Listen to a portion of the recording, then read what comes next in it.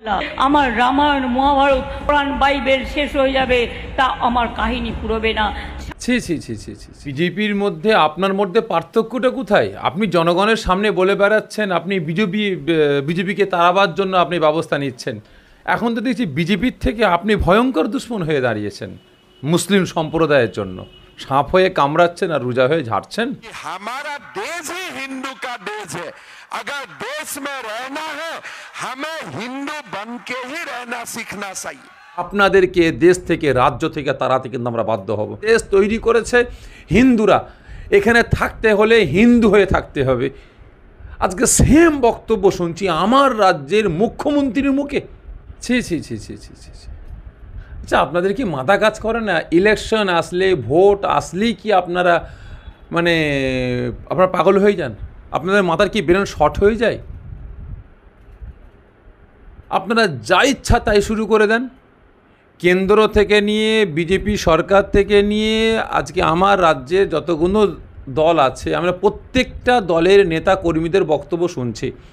পাগলের মতো আপনারা যে যা পাচ্ছেন ইচ্ছা বলে যাচ্ছেন। আর বিশেষ করে আপনারা প্রত্যেকে বিজেপি থেকে শুরু করে নিয়ে, তৃণমূল থেকে শুরু করে সিপিএম, কংগ্রেস, আইএসএফ, প্রত্যেকটা দল দেখছি, মিম থেকে শুরু করে আম আদমি থেকে শুরু করে যতগুলো আমার দেশে আমার রাজ্যে দল আছে, প্রত্যেকটা দলই কিন্তু আপনারা মুসলিম সম্প্রদায়কে টার্গেট করে আপনারা ভোটের ময়দানে নামছেন, প্রচারে নামছেন, মিছিলে নামছেন, মিটিংয়ে নামছেন। কেন? আজকে মুসলিম সমাজ আপনাদের কী বাঁশ দিয়েছে? কেন্দ্রে বিজেপি সরকার বাবরি মসজিদকে শহীদ করে রাম মন্দির তৈরি করলো, তাকে ইস্যু করে প্রচার চলছে। এবং তার সাথে সাথে আমার দেশের প্রধানমন্ত্রী তানার মুখের বক্তব্য হচ্ছে যে লুঙ্গি বাহিনী, টুপি বাহিনী এবং যারা বেশি বাচ্চা পয়দা করে তাদের হাতে দেশ তুলে দেবে। এবং তিনি আরও বলছেন এ দেশে আপনার OBC, schedule caste, schedule tribe, আপনার তারপরে দলিত, আদিবাসী প্রত্যেকে সংরক্ষণ পাবে, মুসলিমদের আমরা সংরক্ষণ দেবো না। আসামের মুখ্যমন্ত্রী গতকালকে একটা মিডিয়ায় দেখছিলাম, তিনি বক্তব্য দিচ্ছেন এ ভারতবর্ষ, এ দেশ তৈরি করেছে হিন্দুরা, এখানে থাকতে হলে হিন্দু হয়ে থাকতে হবে। আজকে সেম বক্তব্য শুনছি আমার রাজ্যের মুখ্যমন্ত্রীর মুখে। ছি ছি ছি ছি ছি ছি, লজ্জা। আর কত মুসলিম সমাজকে ছোট করবেন?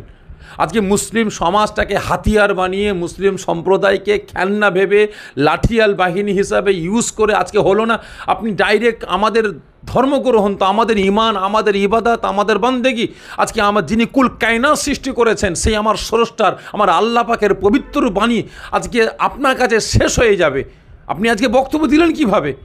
আপনার ধর্মের গ্রন্থগুলোকে আপনি ছোট করলেন। আজকে আমরা মুসলমান, আমাদের ধর্মগ্রন্থকে ছোট করলেন।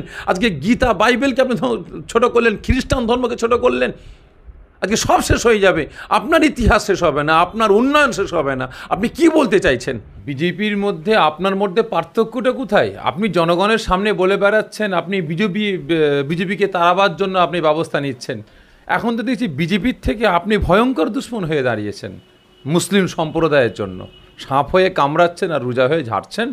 অবিলম্বে আমি আমার রাজ্যের মুখ্যমন্ত্রীর কাছে অনুরোধ করব, তার সাথে সাথে আমার দেশের আসামের মুখ্যমন্ত্রীর কাছে অনুরোধ করব, অবিলম্বে আপনারা যে কথাটা বলেছেন উইথড্র করুন। এবং আমার রাজ্যের প্রধানমন্ত্রী যিনি আজকে মুসলিম সম্প্রদায়কে বললেন যে বাচ্চা পয়দা করে যারা বেশি তাদেরকে দেশ তুলে দেবে, মুসলিম সমাজকে সংরক্ষণ দেওয়া হবে না, অবিলম্বে আমার দেশের প্রধানমন্ত্রীকে অনুরোধ করব এই সমস্ত কথা বলে হিন্দু ভাইদের, মুসলমান ভাইদের মধ্যে আপনি জীবনে আপনারা বিভেদ সৃষ্টি করতে পারবেন না। অবিলম্বে এই সমস্ত কথাগুলো আপনারা বলা বন্ধ করুন। আর না হলে আমরা আগামী দিন হিন্দু মুসলমান প্রত্যেকে যেভাবে দেশকে আমরা রক্ষা করেছি, এ দেশ থেকে আমরা ব্রিটিশকে তাড়িয়েছি, হিন্দু মুসলমান প্রত্যেকটা ধর্মের মানুষ কাঁধে কাঁধ, হাতে হাত মিলিয়ে, ঠিক তদ্রূপ আপনাদেরকে দেশ থেকে রাজ্য থেকে তাড়াতে কিন্তু আমরা বাধ্য হব। বৃহত্তর আন্দোলন শুরু করব।